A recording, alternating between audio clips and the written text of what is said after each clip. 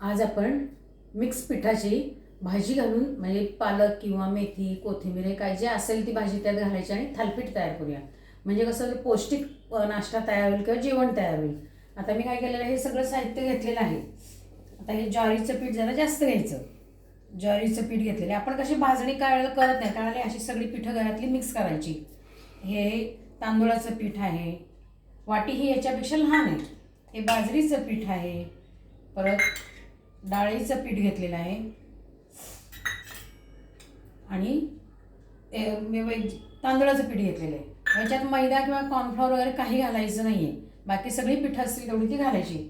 पालक चिरून धुवून घेतलेला आहे तो ह्याच्यात मी मिक्स करते. कोथिंबीरही चांगली भरपूर घेतलेली आहे ती मिक्स करते. परत कांदा घेतलेला आहे एक चिरून तो पण घालायचा आहे त्याच्यात, जरा बारीक चिरून घ्यायचा. आणि मिरचीचा ठेचा आहे हा, तो एक घालून घेते त्याच्यात, म्हणजे थोडंसं तिखट लागेल. आलं लसणाची पेस्ट, चवीपुरतं मीठ आणि थोडंसं तांबडं तिखट, धनेजिऱ्याची पावडर किंवा गोडा मसाला आणि हळद घालायची. हे सगळं मी मिक्स करून घेते. थोडं तांबडं तिखट, थोडासा गोडा मसाला किंवा धनेजिऱ्याची पावडर घालायची आणि हळद. आता मी हे सगळं मिक्स करून घेते, मळून घेते. आता आपण हा तव्यावरती तेल लावलेलं आहे आणि त्याच्यावरती हे पीठ साधारण असं पातळच करून घ्यायचं, म्हणजे मग ते पसरतं. नाही तर मग परत पातळ करून पसरत बसावं लागतं त्याला.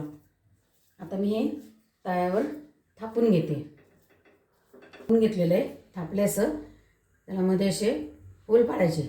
एक पाडायचं किंवा 5 पाडायचे होल असे, म्हणजे खालपर्यंत तेल जातं त्याचं. दाखवते. त्याच्यावर मी झाकण ठेवून घेते. साधारण 5 मिनिटं ठेवूया आणि मग बघूया.